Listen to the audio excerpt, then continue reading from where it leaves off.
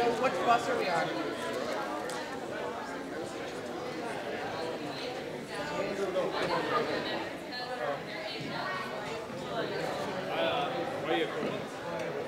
This is ridiculous. I'm excited. Mama, here we come!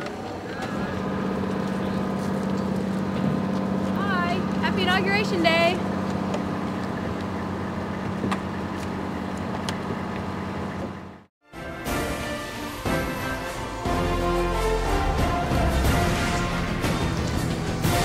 Good evening and welcome back to the 56th inaugural parade coverage here on Fox. We'd like to welcome all the local Fox affiliates that are joining us around the country.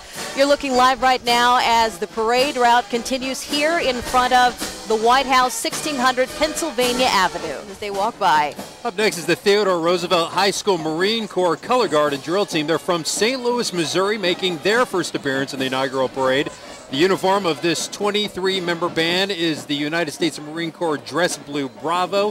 Theodore Roosevelt High School is the alma mater of the James T. Conway. He's the 34th and current Commandant of the Marine Corps. There are 23 participants in this band, Brian and Sean, and they traveled 870 miles to be here, so it was quite a journey for them to reach this destination. The Marine Corps Color Guard and Drill Team was presented with the national flag, one that has flown over the nation's Capitol building. How cool is that? And the presenters of this honor was the Military Order of World Wars. From St. Louis, Missouri, up the river a bit to Dubuque, Iowa. That right there, the Colts Drum and Bugle Corps from Dubuque, Iowa, making its first appearance in the inaugural parade. That's right. The Corps was designated Iowa's Ambassadors of Music in 2007 by Iowa Governor Chet Culver. Now, while they're based in Dubuque, the parade group is made up of alumni spanning 14 different states, all getting together. In fact, they spend their summers touring the country, competing in events sponsored by the Drum Corps International. Their colorful uniforms were designed by a noted Broadway and pageantry designer, Michael Cesario. Holly, this group, too, also getting the crowd going. Absolutely. They have 155 marchers in the parade, and they traveled 1,000 miles to get here. So there's a lot of groups that really had to make quite a journey to be here. The Colts will salute President Obama with a well-known tune often associated with Iowa, 76 trombones from Meredith Wilson's The Music Man, set in the fictional city, of course, of River City, Iowa. Getting a shot there of Sasha Malia. They look like they're starting to get into the parade. It's finally kicked into gear. Today it's been. Good evening, everyone. I'm Ron Steele. And I'm Tara Thomas. For the millions who travel to Washington, D.C., the inauguration of Barack Obama will be something they will never forget. News Channel 7's Lauren Squires, one of the many from Iowa who made the journey to D.C. this week. She joins live tonight in the nation's capital. It's been a long trip and a long day, but a very historic event. Extremely long day. I think we're going on hour 13 now, but I also think it's fair to say that everyone, including myself and the Colts, are saying it was well worth it.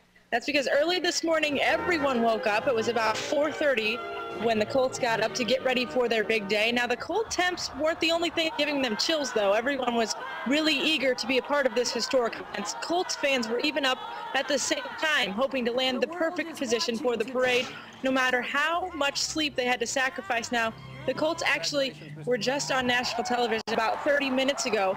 We all got to sit here and watch them march the songs that they've been practicing the last 24 hours. And I think it's fair to say that they all is a great moment in history. And some of them are slowly starting to come in, some of the spectators saying that they're freezing. They're hoping to thaw out a little bit, but it was certainly worth the trip. And definitely, I think I could agree with them very much, a part of history forever.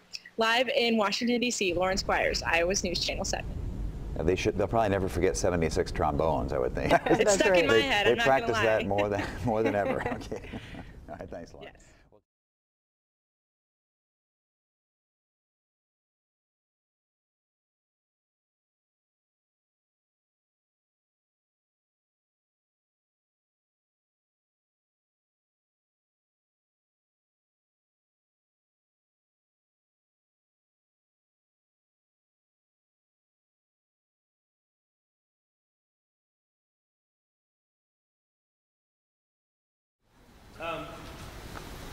When we get home and as we think about this trip, people are going to ask us about the highlights and what was the best part.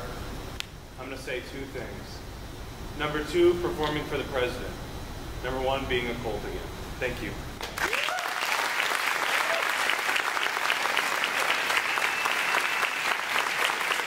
To be here and march with people that I marched with before, people that I taught before, and then people that I have just admired and respected from that kitchen truck for the last 7 years, but never really got the time to know you as well as I'd like to. So thanks very much for this opportunity. Yeah. Oh, whatever made me think the tenor got lighter in the last 31 years, I should have a hole in my head. But it was a gas with the CQB Cats, and beats probably weren't exactly what I'd hoped they'd be today, but god dang it, I made it.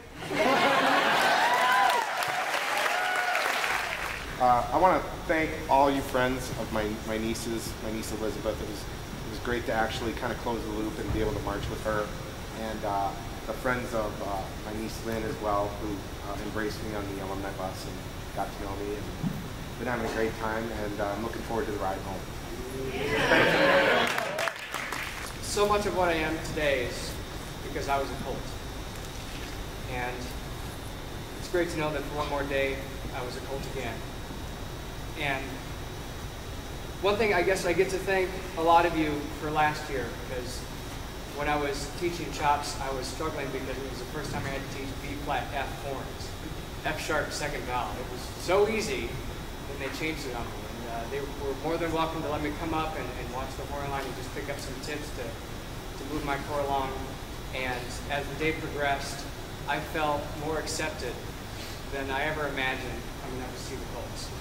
And when I was done, I was talking with Tim and Beth, just screaming, "These kids are awesome. I can't believe it. They were so great." I got on the phone. "These kids are awesome. These kids are awesome. They're so great. You guys are awesome. You are so great."